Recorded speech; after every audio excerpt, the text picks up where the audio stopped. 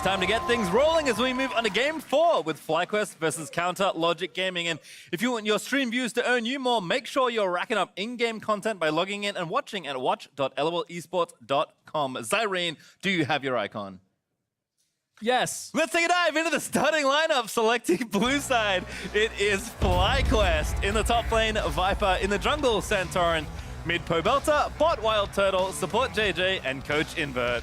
And challenging them on the red side, it's Counter Logic Gaming.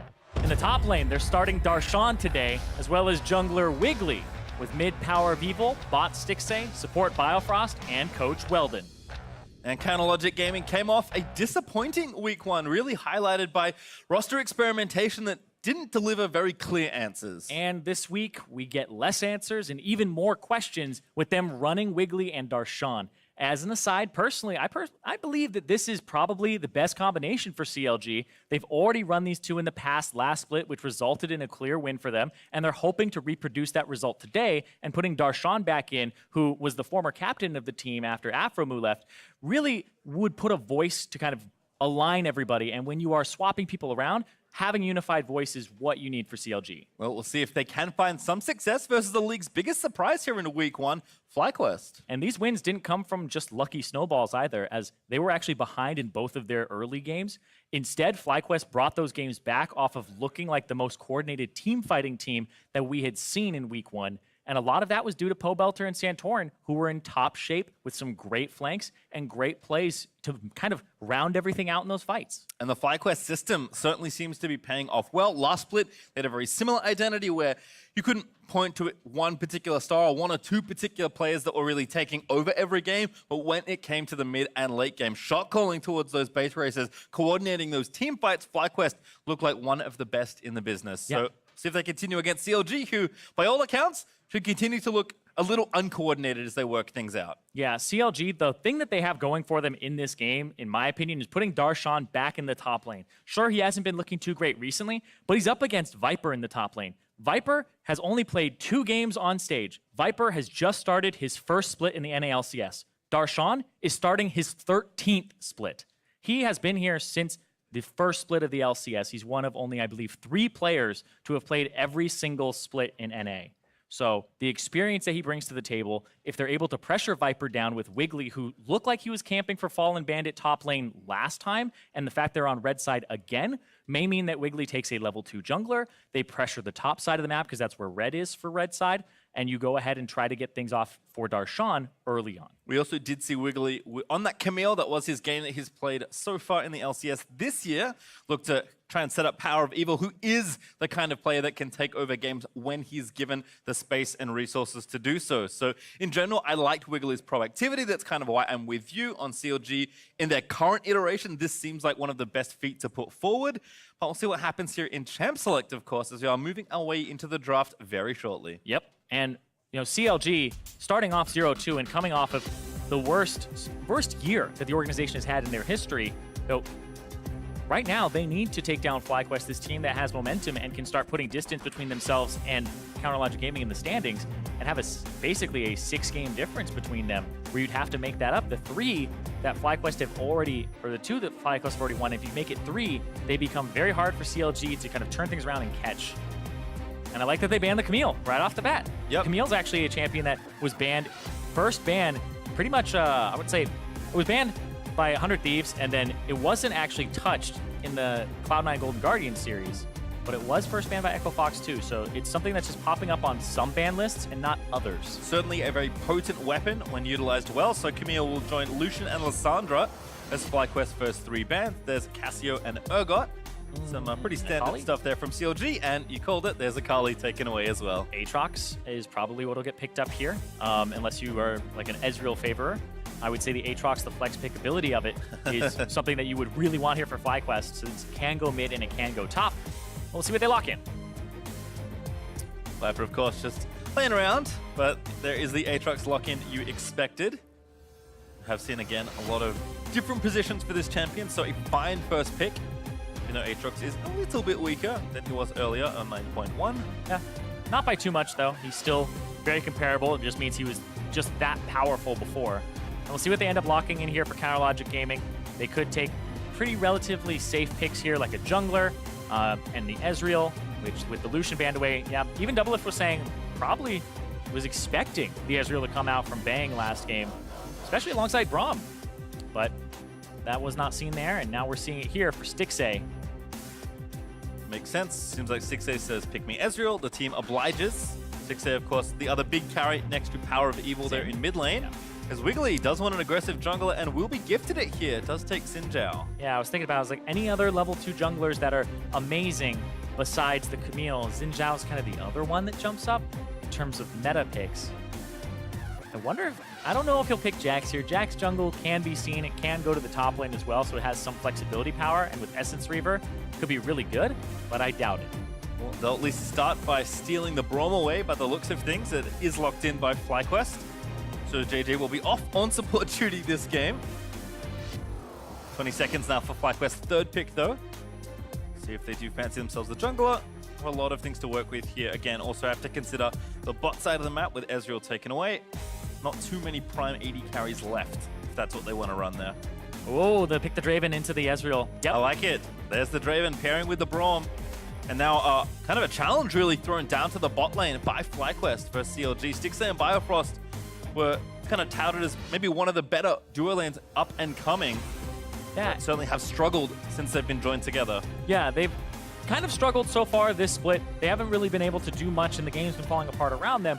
Biofrost in particular is somebody who's now going to be on an anti-playmaker and trying to keep Stixxay safe during the laning phase, because now Wild Turtle and JJ, they have so much pressure with the Braum slows, the Draven speed-ups, and the fact that he can just do so much damage early on. The Ezreal doesn't have much to trade with except for poke, and surely Ezreal does outscale later because of the W changes, but Draven during the lane phase, it's all about that. So right now, FlyQuest, they're going to want more. I think the Galio ban is smart because they want more that can go bottom lane and affect bottom lane. So you either want a shoving mid that can then assist, like the Galio, or you get a jungler that, like a Lee Sin or something that can help you dive early.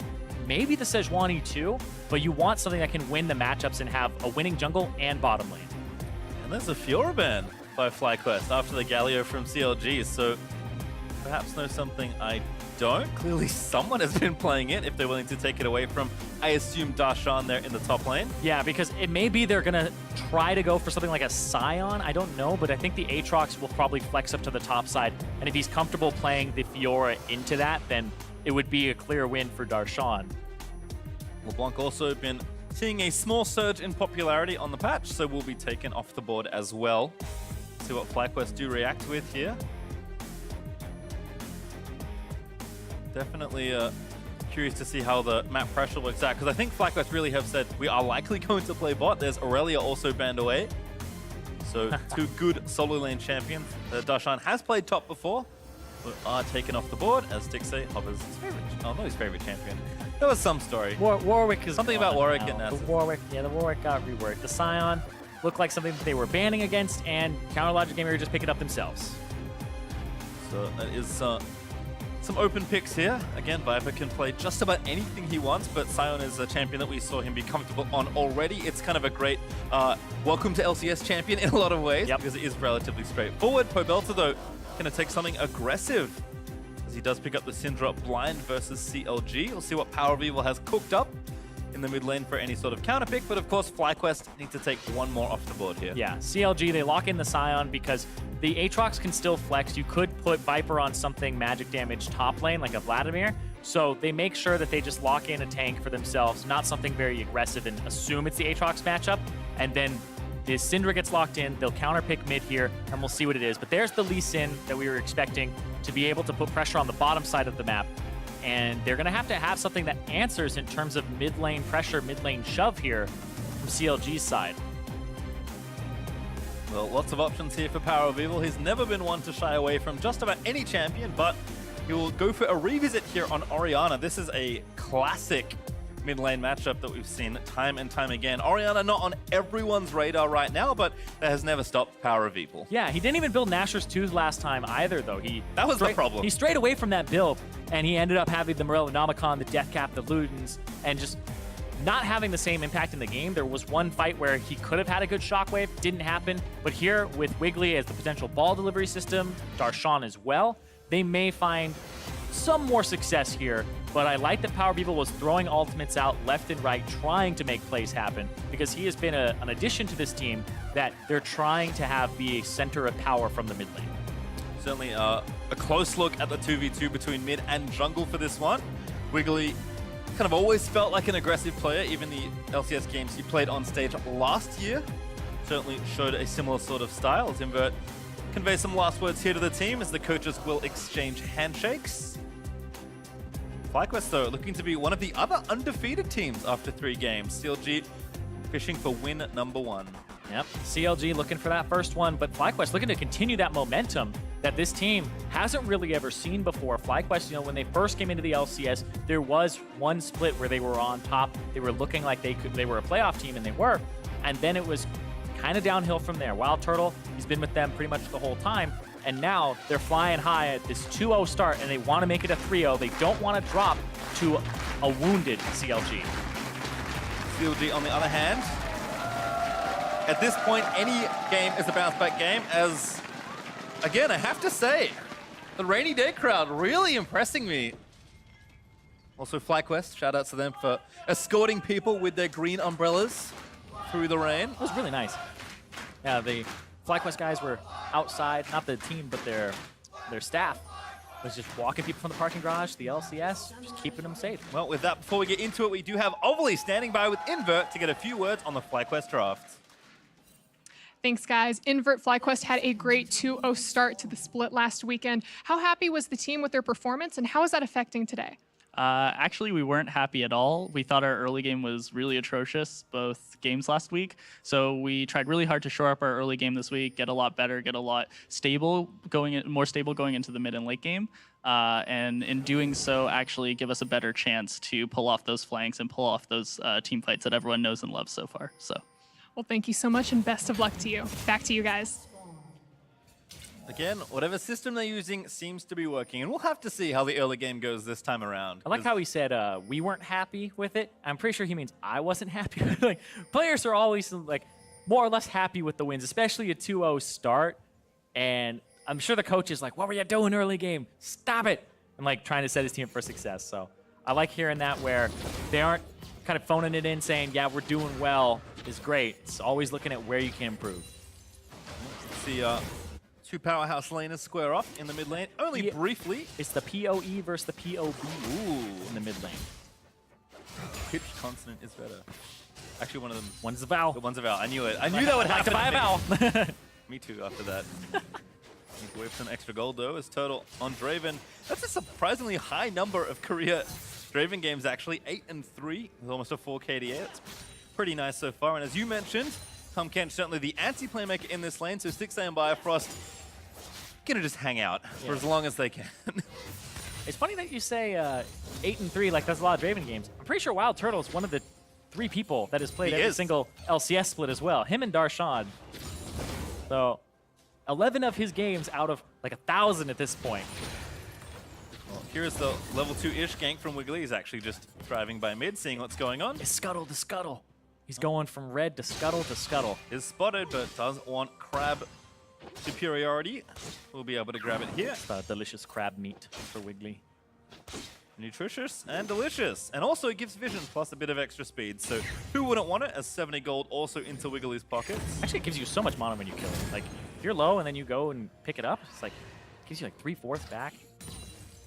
Never actually like really thought about that too much with the, like, why does that one give you more mana? I play mid lane, so people get upset when I take their crab. So unfortunately, I rarely get to experience the joy. I'll give it to you if you let me have blue buff. I don't know about that. It's Turtle and JJ continuing to play push up here in the lane, but Stixay keeping it even. If they can kind of, again, keep it all nice and chilled out there on the bot side, that should be good. Wiggly, though, back towards his other side of the jungle, because Santorin has gone for an overextended look. Power of Evil looking for the Q, not going to land it as he ward hops away. And here's Darshan going to force the flash. Wow, actually a really quick flash from Santorin. He may have been able to make it through, but I think he was worried about if Darshan flash E'd or anything like that to cut off his escape. I'm surprised that he didn't make a play bottom lane. Biofrost also take a little too much damage. Poke back from Stixay onto Turtle means the exchange isn't so bad, but Always tough when Draven Braum is just pushing you under your turret. Yeah, which I was really scared of because we saw Wiggly go from red to scuttle to scuttle. They knew he was on the bottom side, FlyQuest did, and they still shoved. They could have been ganked there, but they're just saying that the Draven Braum 2v3 is probably still going to end up on top when the Xin Zhao is level 2. So it's really bold for them to continue to do that. But I feel like he just knows the limits of the champion, and he would skirt around that fight and play it appropriately. And he has the Conqueror too, which really does help and assist those early, that early poke and gives you that extra AD. Yeah, backup plan's not great either in the Draven Braum lane. You really do want to be applying as much pressure as you can. As Viper now in his 1v1 versus Darshan. Sion just, again, getting things pushing. Viper looking comfy so far, but don't expect too many fireworks without junglers here. Mid lane, though. Auto attack battle! Power of Evil. Getting those autos in. Orianna very good at winning those trades, and with the barrier and heal both up, mid laners will hold on to their summoners, but happy to exchange blows as they run their mana pools very low. Yeah, out of potions. A jungler, calling for junglers. This is where it's like, I like to phone a friend. Can I get a Santorin or Wiggly to the mid lane? And they're both going to show up. They're both going to show up here at the same time because there's going to be a Scuttle Crab contest. Gonna have to be one-on-one, most likely. Probelta is trying to play back towards Santorin, who is on top of a ward right now. Santorin, though, maybe looking to face check, does ward down. JJ roamed up as well. The bot lane priority, pushing away from the Scuttle Crab. Yep. So being able to play to that side and Scuttle Crab coming up there means he's going to have to seed it away. Santorin will pick that one up, and he has to go back to farming his jungle. QB also close to 6. If he can find a stun here on Power of Evil, might be able to convert, but again, Barrier going to keep it very safe. I like this, though, from FlyQuest. I feel like FlyQuest understand like kind of the codependency of the early game for League of Legends, where if your mid doesn't have priority, you need somebody else to come up. Bottom lane has a winning lane, so they're using that to go mid to kind of put that pressure away and predict what Wiggly will do. Look at Darshan up against Viper, though. He's getting really low. He might get a kill, but he's level 6. Looking for at least the ultimate. Is forced to pop World Ender, knocked up, resurrects, and walks under the turret. Viper will have to burn the cooldown, but not so bad, all things considered. Yeah, it's also that Darshan had TP'd back to the lane already, and Viper hasn't spent any of his gold. So he was chased down by the fact that there was Boots 2 on Darshan, so he's able to just keep up and keep getting those grass procs. He's going to TP back to his turret, though, so swooping back in to collect this farm. Viper going to have to play it maybe a little further back with that cooldown not available for a short while, but should be okay as JJ will sweep out this ward. FlyQuest perhaps looking for that nice early Ocean, always a boon to any laning phase.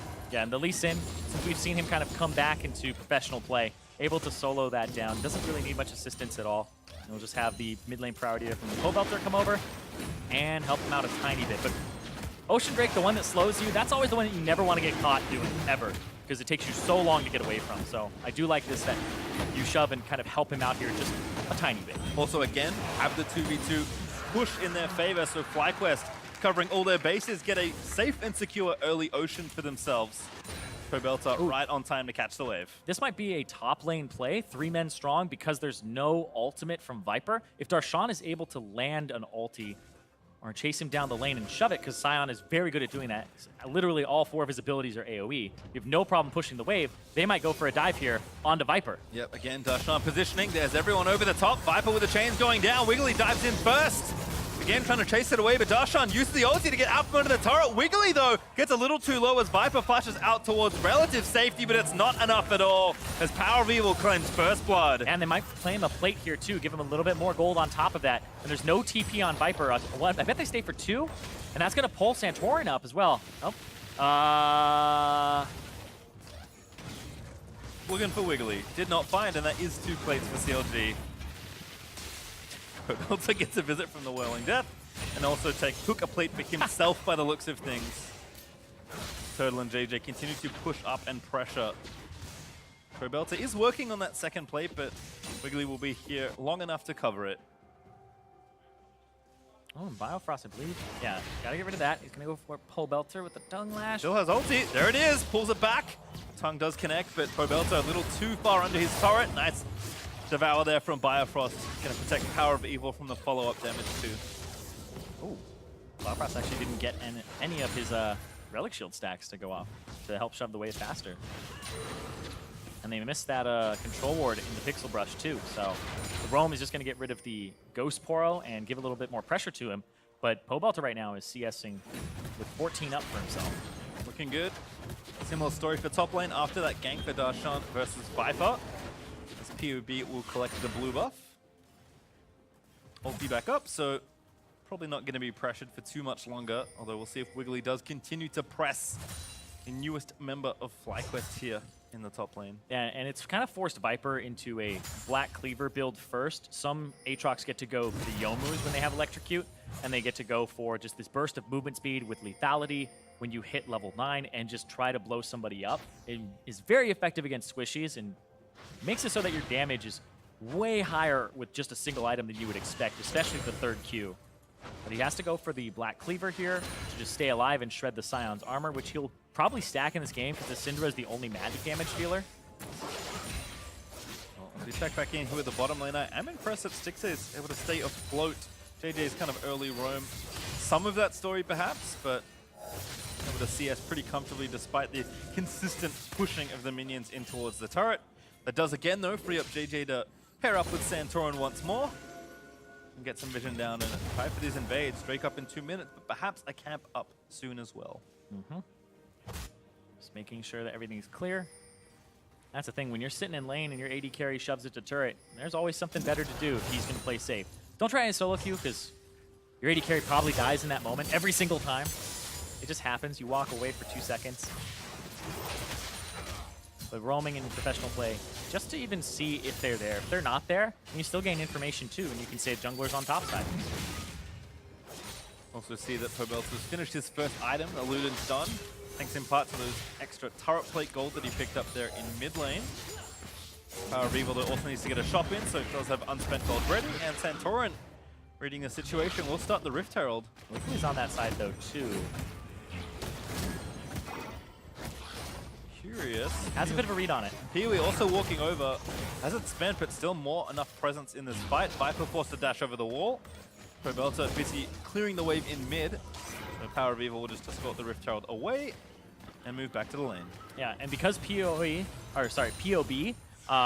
cleared the mid first, he gets to go to the bottom side of the map and force them to back off. And this gives pressure. You can see Pobelter's just standing on control wards on the bottom side, and Stixxay and Biofrost have to back up and worry about potentially being engaged on or potentially being killed.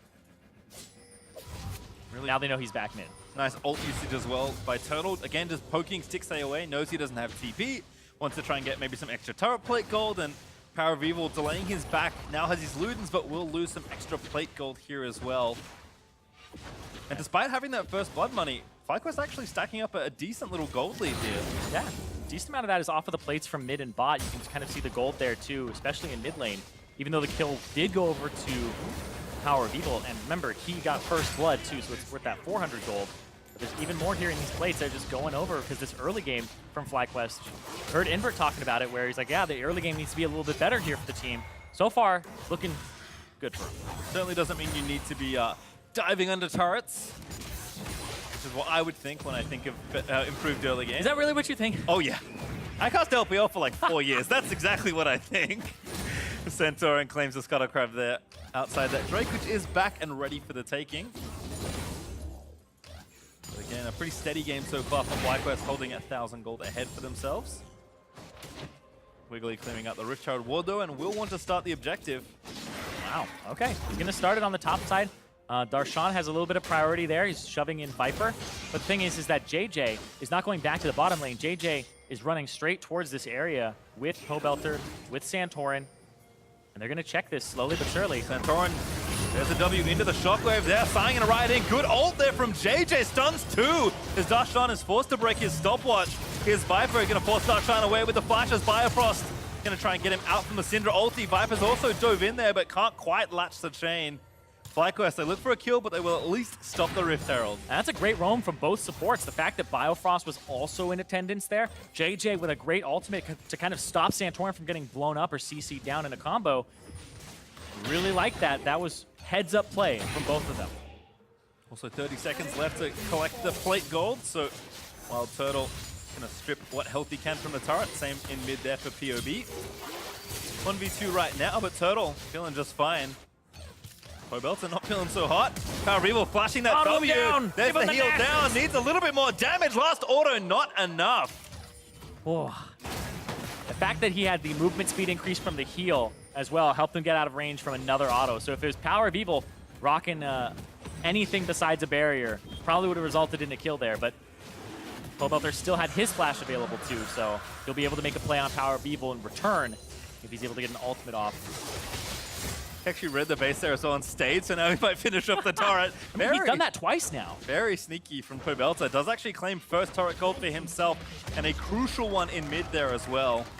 He has done that multiple times here where POB goes, or I'm going to stay in this lane, and POE says, well, I'm going to back because I think that you've backed.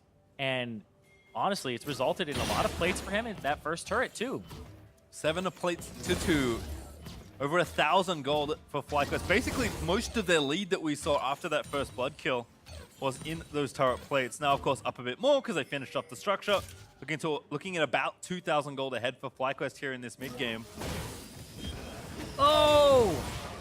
Couldn't even steal the Gromp. Santorin calculating there as Stixay wasn't quite able to finish it off with True Shot Barrage. And again, action around the Rift Turret, which is still up for the taking.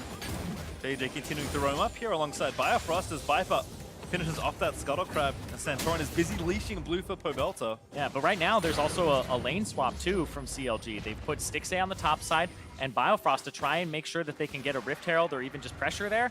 And they've given up the bottom turret to do so. So in this time that Wild Turtle is going to back and buy and run to the top side of the map and swap, there really hasn't been anything done for CLG except losing that bottom turret. Viper going to go back now and move his way over. Good stun onto Wiggly. Q Lantern, Santorin, Biofrost with a great devour. But maybe now he'll be the one in trouble. Gets tagged up. TP from CLG going to be matched by Fly. And there's JJ with the ulti. Needs to hop away. Forced to burn the Fly. They'll go back in. Wiggly is so low, but the ulti keeps him alive for just a touch longer. Viper now resurrected after the shockwave by Power of Evil. And no one miraculously dead in that exchange.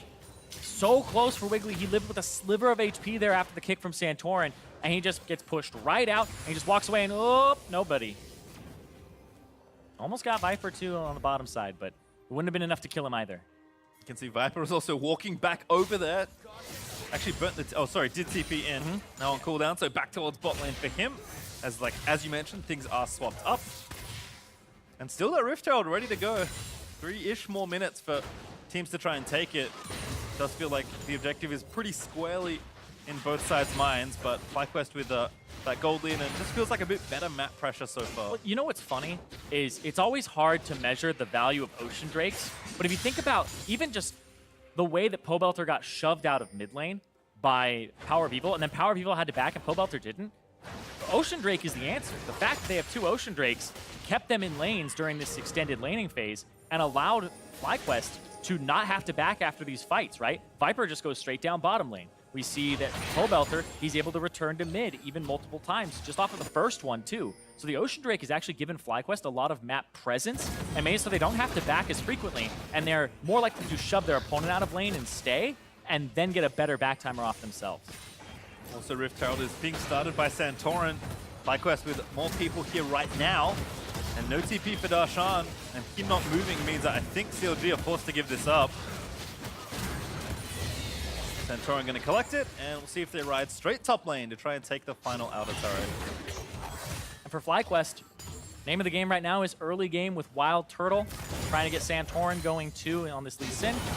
And for CLG, it looks like it's going to be wait, scale. Our Xin Zhao didn't pop off early game, so they're waiting for multiple tier items to come through for Stixay, for Power of Evil's Orianna to synergize with Wiggly later, and for Darshan to scale up and just get kind of that infinite stacking HP on the Scion. So the late game would bode well for CLG, but the early game is definitely in favor of FlyQuest right now. That does feel like a really good test for FlyQuest, actually, whose earlier victories were comebacks.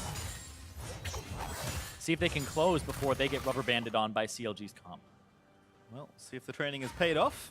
Invert has mentioned they've been looking to shore that up. Viper going to start off this Crab, as he does have the wave in bot lane, pushing back towards Darshan and the Scion. It's also a Cloud Drake up for grabs in 30 seconds, and Baron will spawn for the first time in 1:30, with Total having 2 items. Pobelter likely very close. His Morello Nomicon, but does have Sork Shoes plus Oblivion Orb for a lot of current power. I think FlyQuest will be happy to take any sort of even exchange. Yeah, it's actually a big spike there for Pobelter, who didn't even have to go for something like Merc Treads, and Power People did.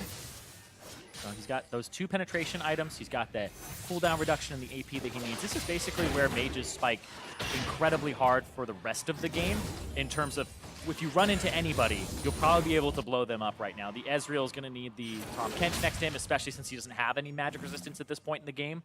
And so if you're Stixxay, you're holding close to Biofrost right now.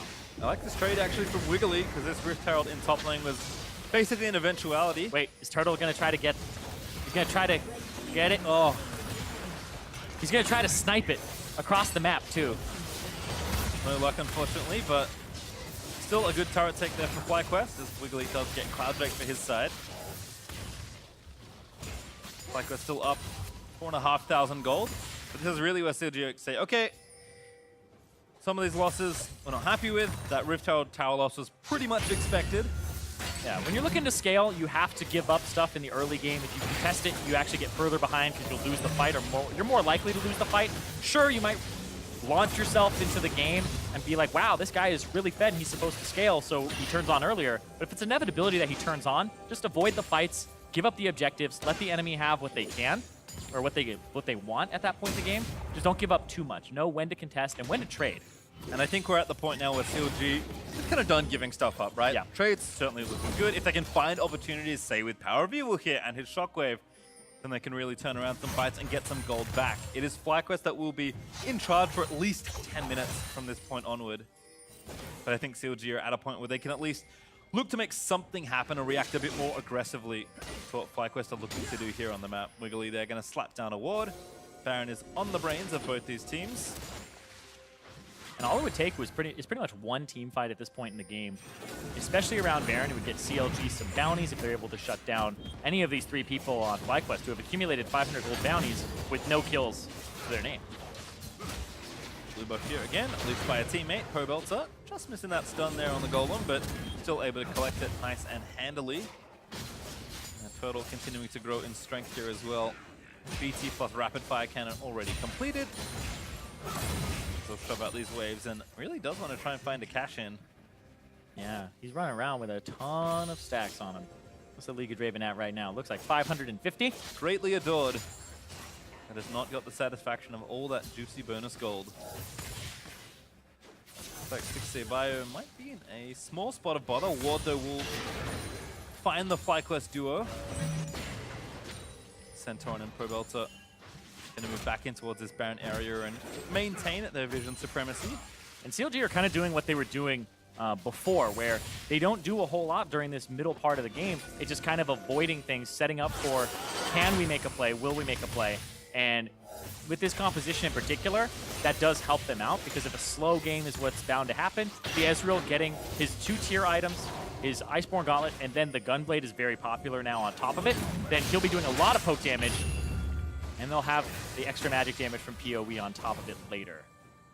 See Wiggly also keen to get something started if there's an isolated target. JJ took some damage, but You don't win this fight. bounced back towards his teammates. Viper again just trying to kite it out. Does juke the first Q. Kane's going to pull back, finds the knockup, but Darshan just way too tanky. Oh! A knockup trade. And again, that W from Darshan, more than enough damage, and Viper's like, okay, guess I'll back up. Yeah, I mean, you're standing next to him. He's getting some Sunfire periodic damage the whole time. He's got so much HP, and it just gets worse from there. And also, now he's getting the Yomu's Ghostblade for himself on Viper's side. How safe this is here for Viper. Does do a nice job chaining him back, clearing up the wave at the same time. Darshan again needs to try to buy some time. Still the cannon picked up though, so Viper will be happy with that gold, but that does give CLG some room here after FlyQuest went towards the Baron area to at least get some poke in onto the mid turret. I was just looking at it, I was like, I thought Darshan would have Demolish, but no, I think he has Shield Bash instead, which makes sense for the Scion. Extra resistances and making it so you can keep the shield on longer. I like that. It's pretty common, I believe. But a lot of people love plates early, and he knew he wasn't going to get an advantage in that lane in terms of shove. And here's the TPs. Here's the play. Pobelter 1v4 right now. Oh, there's Viper also going to make it a 2v4, but needs to buy some time for the rest of the squad. Pobelter going to flash away. Unstoppable Darshan doesn't quite grab it, but there's a great shockwave He's going to find the Syndra, who will be shut down. Now Viper also with a bounty, ready to be collected as Wiggly caught out on the other side of the fight. Going to pop his stopwatch and try and buy more time. Viper will die, but Wiggly will be forfeit as well as Wild Turtle finally cashes in. That was a huge cash in for him too. That was multiple shutdowns, both PoE, both going to PoE, the 500 from Syndra, the 500 from Aatrox, and then Wild Turtle getting a 1,193 cash in on top of his 300 from it. So that was 1,493. Nice to see the carriers get that goal, but Pobel's a little too far forward here. Yeah. Pobelter a little too far forward, and then he backs up a tiny bit there, looking like he's trying to juke. And it puts him just a tiny bit too far, and then he walks back and gets Shockwave there from PoE flashing and trying to catch him. And on the bottom side, Wiggly's looking to collapse, and this is where it's going to go from bad to worse, where FlyQuest will get this shut down. And look at this juicy gold come in. 300. Oh.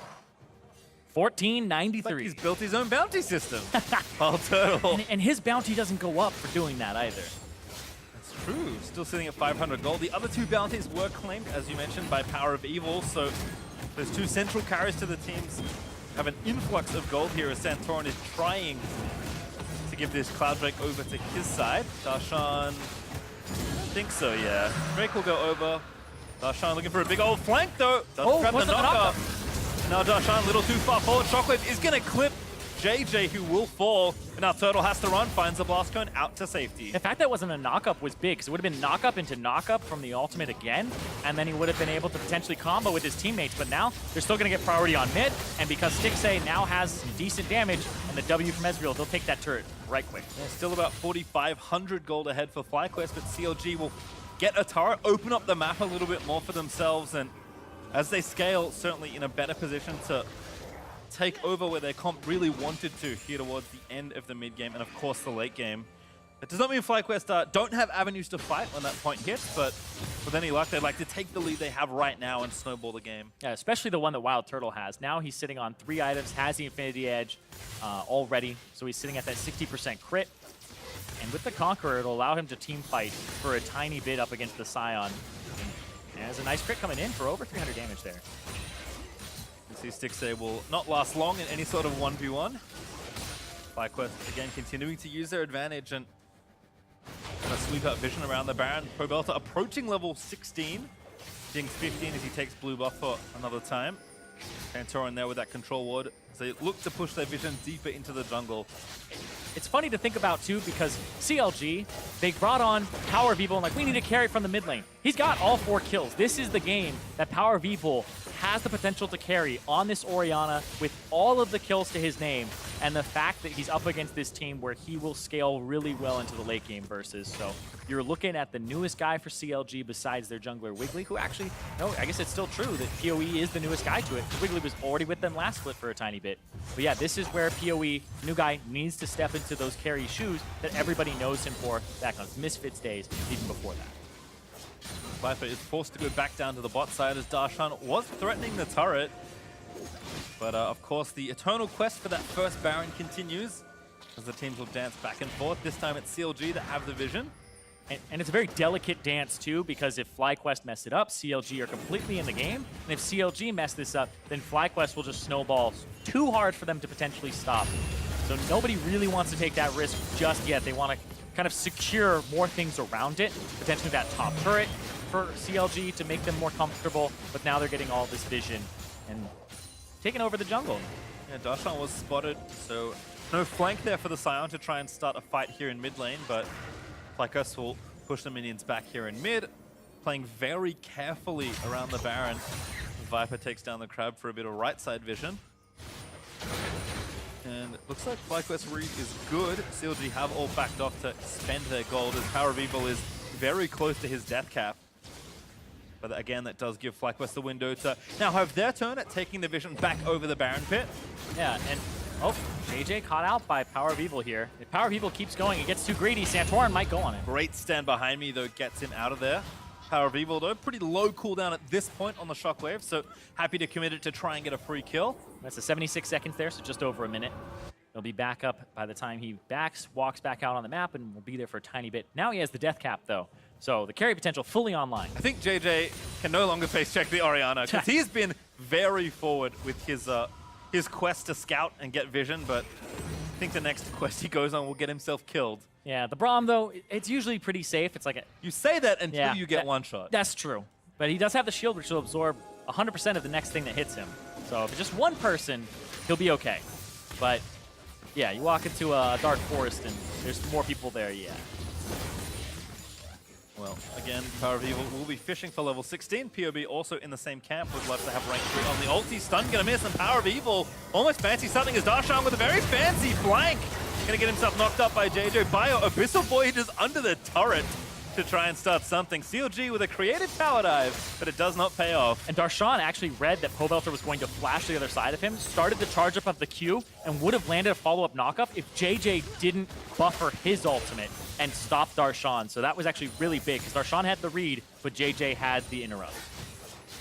And CLG's attempt does do a little bit of damage here to the turret in mid, but again, gonna have to go back, reset, and time to place more wards around the Baron Pit, although there is a Cloud Drake up in 15 seconds as well that teams can look for if they're getting tired of the Baron Dance at this stage. 30 minutes in, game still pretty even, although FlyQuest holding that lead.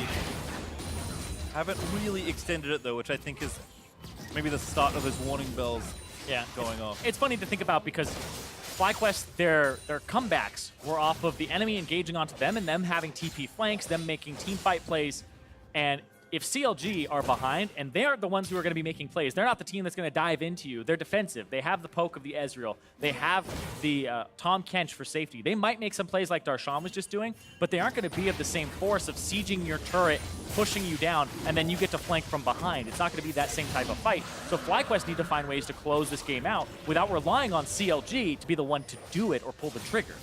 And you can see Stixxay does have that second tier building up. Should have the transform soon enough, as he did take the Cloud Drake for his team as well. FlyQuest now the ones with that vision, camping around the Baron Pit. FlyQuest being patient, hoping someone does a silly face check, but CLG no better than that at this point. You have 2 blue trinkets as well between their mid and ADC.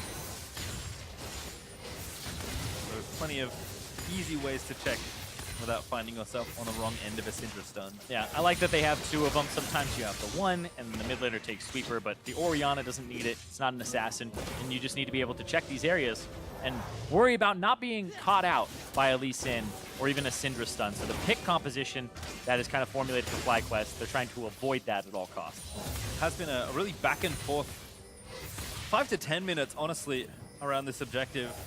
But I think now with Wild Turtle having item number 4 as he just finishes Guardian Angel, FlyQuest have done enough dancing. It's time to take the fight outside the pit and look to kind of break open the game that way, because I think the threat of CLG being happy to play this patient game is very real. Right now, CLG are the ones who have the control of the Baron. They have Darshan roaming up with the priority from bottom. They want to make a play with him before anything happens. They're actually going to start this Baron. They're going to start this most likely. Darshan is mid. They're going to try to either get the TP from Viper and then reset and then try to make a play that way, but they're going to start this 100%. And Fly's 1 blue trinket is currently down. There's a quick TP though from FlyQuest. And they're just like, pretend nothing happened. Go on Viper. Now try to get out. But it's going to start. JJ looking for the ulti. Finds only Wiggly, who will be devoured by Biofrost. Stun onto Darshan. Blocked there on the True Shot Barrage by JJ, but that's fight done. Yep, mid lane priority does go over to FlyQuest. CLG will wrap around, but there's nothing for them to lose on the bottom side. They may take some turret damage in the mid lane, depending on how Pobelter plays. If he gets the stun, no, they're going to be able to walk around. And can they save this turret? Because if they can, that's a win for CLG, because they got the TP.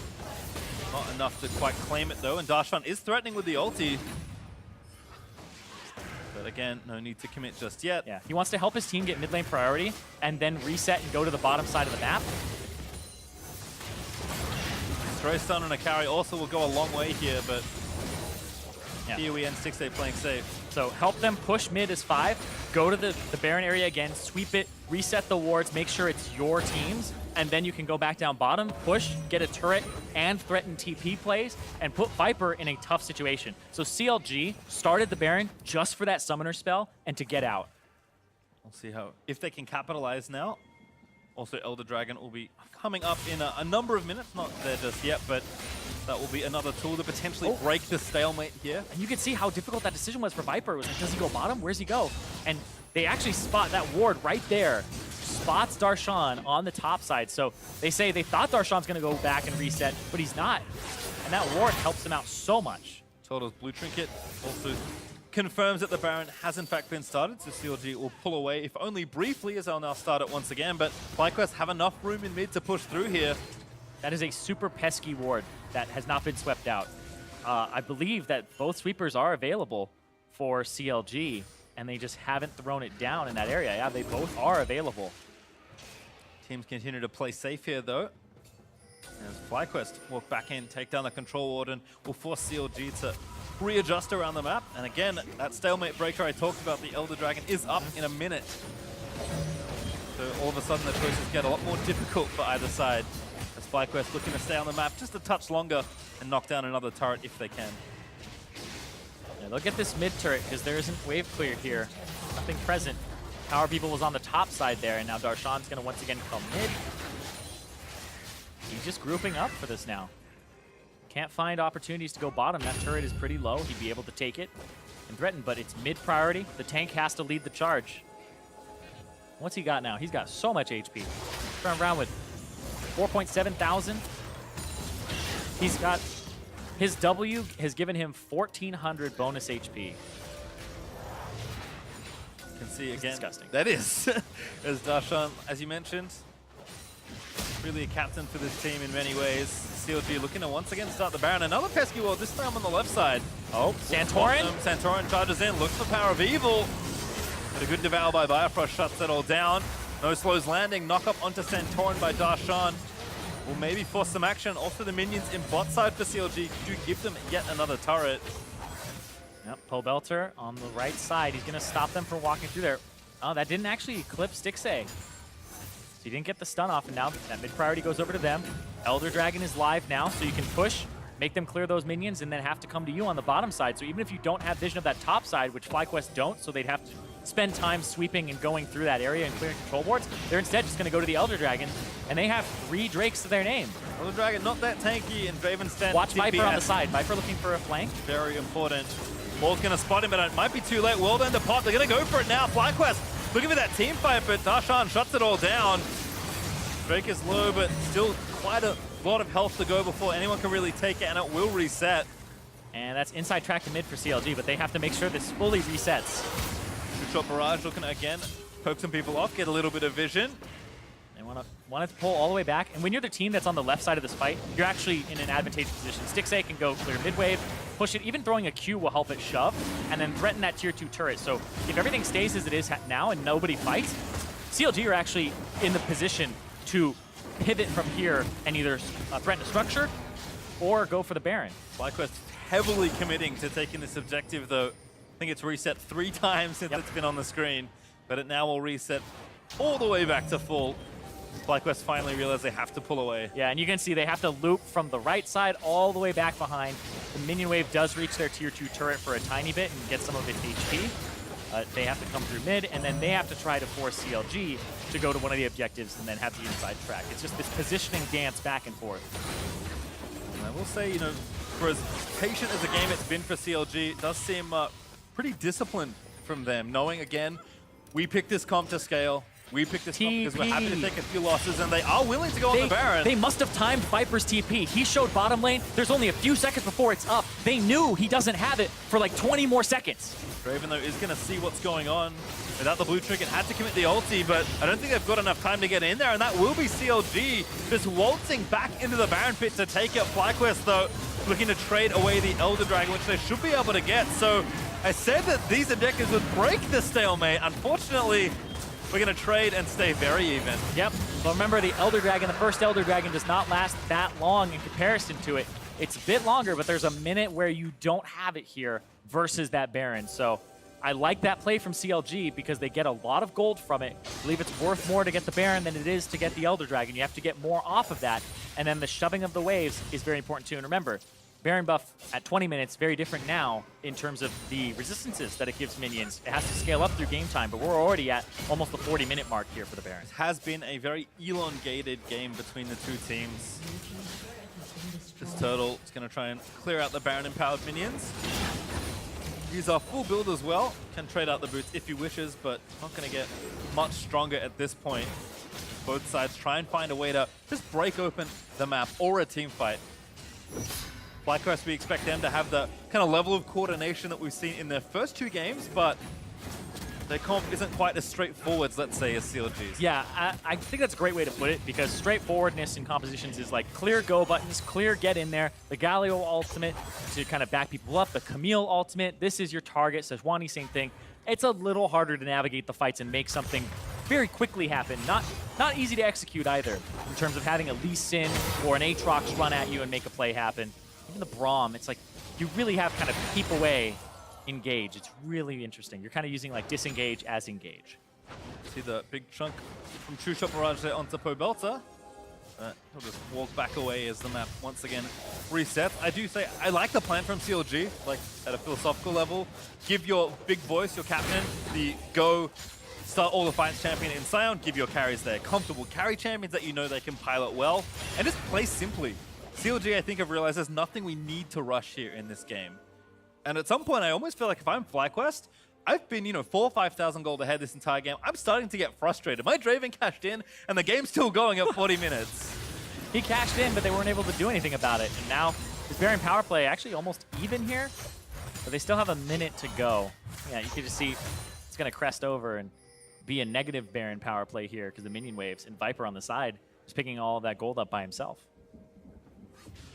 Does feel like the game, despite that gold difference still existing, has effectively equalized between the two teams. Elder Dragon will wear off. Baron will be off in about 50 seconds, and we'll look to play for Baron 2. And of course, you mentioned the first Elder, not that great.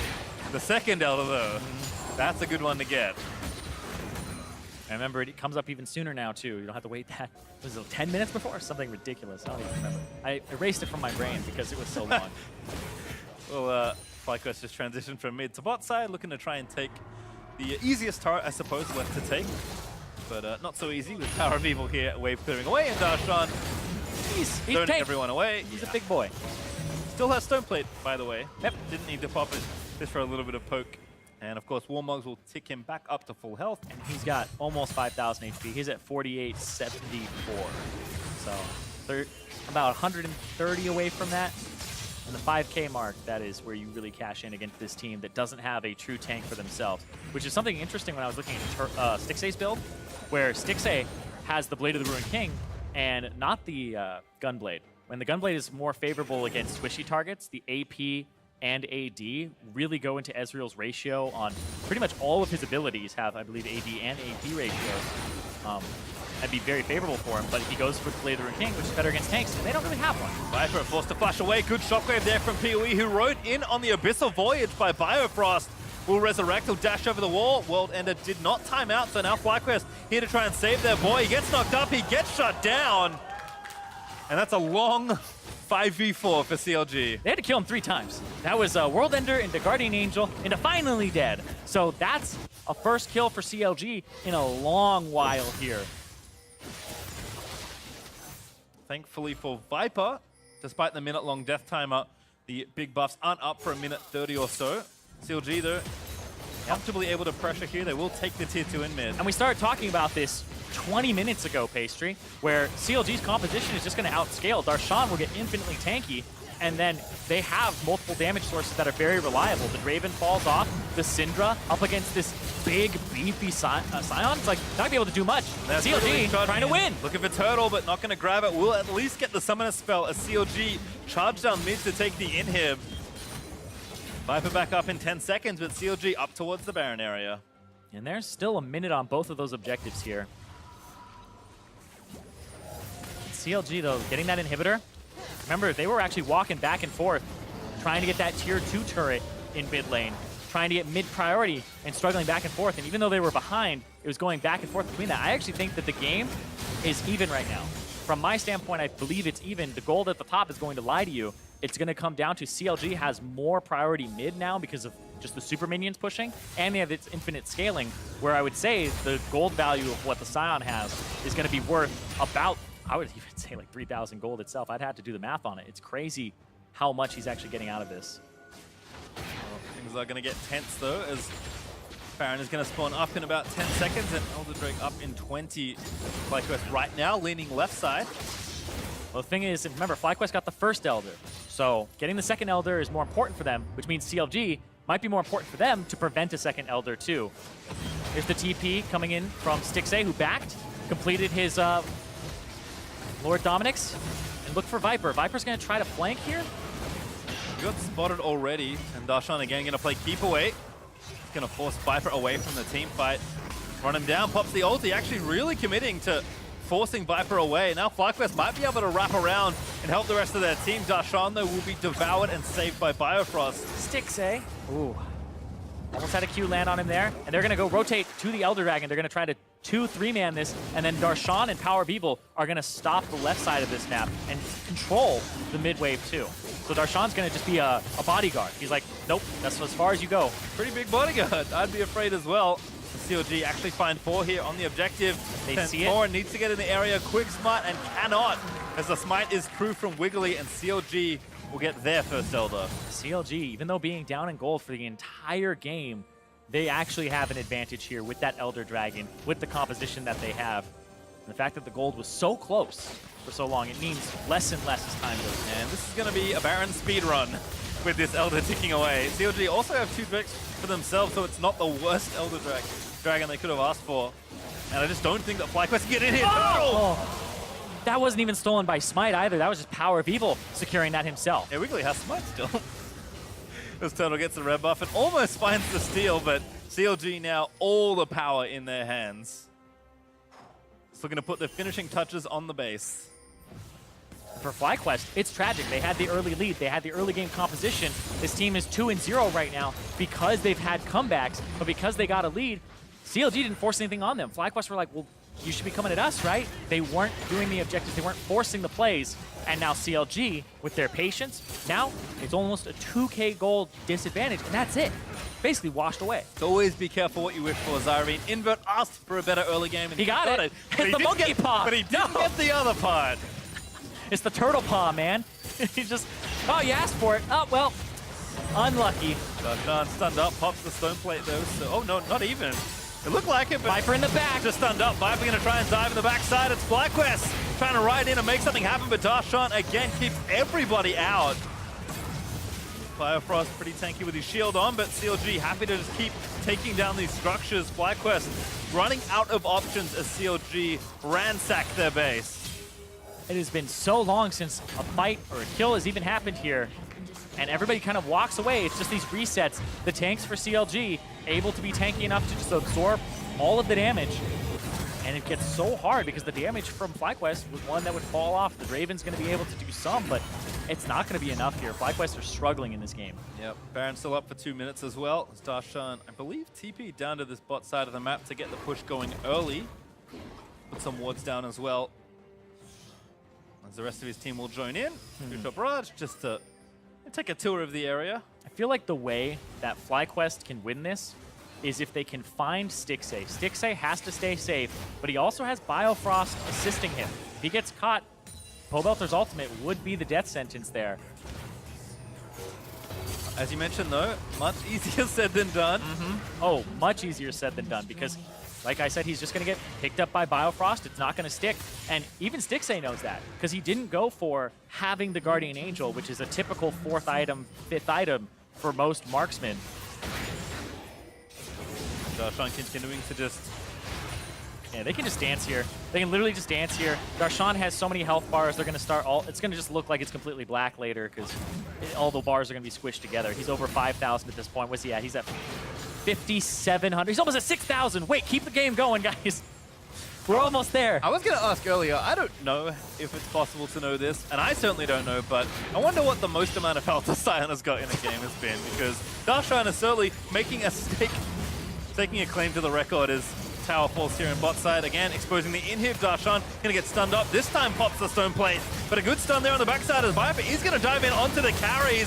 Good ult there from JJ. Darshan flashing in to try and protect his team. FlyQuest need to find a kill on one of these carries. Darshan gonna get stunned up. The ult point out by Syndra, but Stixay gonna blow up Syndra with the help of Power of Evil. And now the Resurrect comes in. Unstoppable as Power of Evil slays the Lee Sin. CLG finally found a way to break the game open as 6-8 charges forward with the Arcane Shift. Viper will get resurrected one more time, but only to watch his base crumble. CLG, they fought forever, but their patience pays off as they will take down the Nexus and finally pick themselves up a win here in the 2019 LCS. That's a big sigh of relief. They were just swapping people in and out, and they use Darshan and Wiggly, and they find the result they were looking for with that win on the board. You know, we said that CLG looked very scattered in their first week of play, changing players out, looking a little lost on the Rift. We did say that, you know, something had to happen. I think this shift is just something simple, effective, not thrilling to watch at all times, let's say, but the Let's Dixie scale strategy has been in the playbook for CLG for quite a while, and this game it certainly did work. Yeah, it absolutely worked for them. And we were talking before is CLG kept trying to make these plays happen over and over again in their previous games with Fallen Bandit, Wiggly, even Moon and Darshan when they were playing with them. And they weren't working out. Here, they opted into just macro play it slow, force FlyQuest to be the ones to make things happen. So FlyQuest have a lot to look at in terms of pushing an advantage they get instead of playing from behind, and CLG get to kind of celebrate the fact that they were able to hang on, scale, and play it slow, which is something that when a team is coming together and trying to put a new mid laner in and get the styles aligned, it's all you can ask for. I have to think so. FlyQuest, certainly a disappointing loss. You can see JJ there on your screen. 2-1 now for FlyQuest. Certainly still can enjoy their strong start to the season, but CLG, anytime you look down the barrel of 0-3-0-4, it's a bad time. So CLG will be happy to pick up a win early in week 2 and see if they can continue kind of what they've built from here. Yeah, and I like this combination of Darshan and Wiggly. I think that Darshan is going to be a voice that they can use, and Wiggly is a person who has an aggressive jungle tendency, but also he's somebody who I think has a lot of potential for LCS play. Well, with all that, for more on this team's victory, Ovally is standing by with CLG's mid laner. Thank you, Pastry. Power of Evil, congratulations on the win. This is the first win for CLG this year, so how important was it for the team to go home with a victory? Well, this game was incredibly slow, so it was so stressful for everyone in the game. I think the game went to like 50 minutes something. So I don't know, it was just like the comms in late game, everyone is screaming, there's just complete chaos. But it was fun. So then what was the win moment like for you? Well, the win moment was on bot lane that I think I get the shockwave onto the Syndra since he flashed forward, and Lee Sin like jumps onto me and I'm just screaming, eat me, and I'm like getting like a heart attack, and luckily Vincent saw the Q-spell of Lee Sin and eats me instantly, so I think we played the last team fight really, really well. I would say the only shock moment was the Baron that we didn't plan with the Draven ultimate, and I don't know if you guys saw it, but like Rage is like getting like a shock in that moment, but we got the Baron, so lucky for us. And you were the one who ended up securing it. But I want to draw attention to you. This is also your first win since joining CLG. What made you want to join this team? Well, so Trevor, Stixay, and Darshan, even Vincent, they already won splits, and I think they all have really good experience. Played a lot of like in really great teams, went to Worlds, so I think it's more like a veteran team. And with Ray, I see him kind of like a blabberfish, where we can make him to a really, really good jungler, and he just needs more experience. I think we're already having really good synergy together. We're doing really good plays 2v2. We still mess up some things, but I think this just comes by time and by playing more LCS games, getting more stage experience. I think Irene is insanely good and smart coach, and I think the future is really bright. You mentioned Irene, and just really quick, I want to ask you, how is it having Weldon as your guys' head coach? Weldon is helping us a lot of like, Irene is strategic more, and Weldon is helping us more like on the mental side and trying to stay focused, getting the scrims in a better shape. We're having meetings, meditating a little bit as well. So I think the balance between them is really, really good for us. Well, PoE, thank you, and congratulations again. And for more on the game, let's hear from the State Farm Analyst Desk. Thank you very much, Ovally. Bit of a slow cooker there between CLG and FlyQuest. You got a defibrillator? I got to wake up. I know, right? There was definitely a lull there in the middle of the game, but I think that was in large part due to the compositions and the way that these two teams ultimately match up. For FlyQuest, A lot of indexing towards that early game power, hoping to get ahead and snowball that into a victory. For CLG, it's just sit pretty. As long as we're not too far behind post 25 minutes, we can front-to-back team fight like no other. And it's so funny, too, because, like, FlyQuest week 1, we're praising for their late-game team fighting, their nice comps with lots of CC, and then they just take, like, the most early-game comp ever, which is not what you're strong at, and then they do well in the early game, but then they can't close out. So it was funny hearing the coach say, like, we walked a lot on our early game because we thought it was bad, and it's like, well, you lost your late game along the way. Yeah. So they have a pretty strong early game comp, right? Like, they have strong lanes top, mid, and bottom, but then as the game progresses, you look at both teams are a team fight comp, right? But would you rather have an Aatrox leading the way or a Sion leading the way? And it's just like, how does FlyQuest win that game the later it goes on? Sion has, like, what, 6,000 HP at the end of the game? At the end, yeah. Aatrox had, like, 2,500 or something like that. It's just Right, like, we're going to eat through that Aatrox a lot faster. I'm like watching a 600 Draven toss an axe at Sion. His HP bar didn't change. I'm like, huh, if I was an Orianna or something, that'd like do my entire health. But Sion's like, hey, how's it going? Yeah, plus they last rotation, you know, Lee Sin and Syndra, after already seeing a Tahm Kench, both those are notoriously difficult to play into Tahm Kench come mid to late game. So if they don't run this game over, they have no chance at all. Right, maybe a bit of stubbornness in the face of that Tahm Kench pick. It almost feels like they wanted to test the early game waters. Hey, if that's what we're weak at, the early portions of the seasons would be the time to kind of, you know, make stabs at different play styles and see if you can foster another strategy in your playbook. It just didn't work out this time around. I do want to take a look at the gold differentials as you see them on your screen. Again, FlyQuest did mount an early game lead by 20 minutes, up almost 4K gold. It's just a matter of, okay, yeah, how do we start those fights and actually make sure we can then take turrets off the back end? Right, so they either need to have strong objective control or strong split pushing, but the money wasn't in Aatrox. He wasn't allowed to split push for a Sion late game because he didn't win that. So now you just have a straight 5v5, and you can't do objectives either because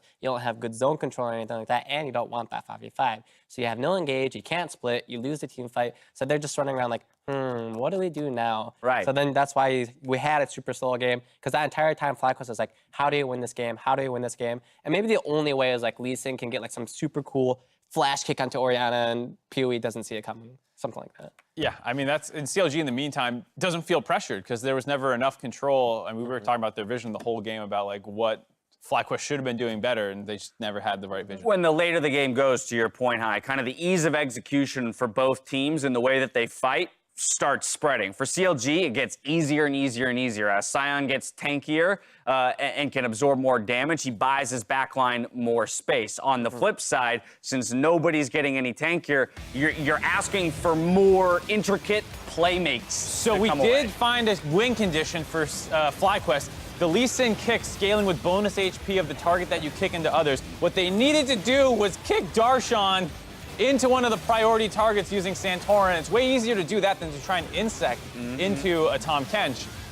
They didn't do that win condition, though, and that's why they lost the whole game, James. But this is a perfect example right here. You see CLG just kite back out of the base. That's fine. We'll absorb the damage. We'll absorb the damage as FlyQuest, you know, they're basically throwing everything at the kitchen sink to try and get one kill onto a priority target. It doesn't happen at this point, and it's an easy closeout for CLG. And so with that, I think one thing we got to recognize is CLG picks up their first victory in week 1, where it looked it looked disastrous in week 1 in that 0-2, along with all those roster swaps. Remember what we were hearing, some of the logic behind looking for data points and swapping the top side of the map.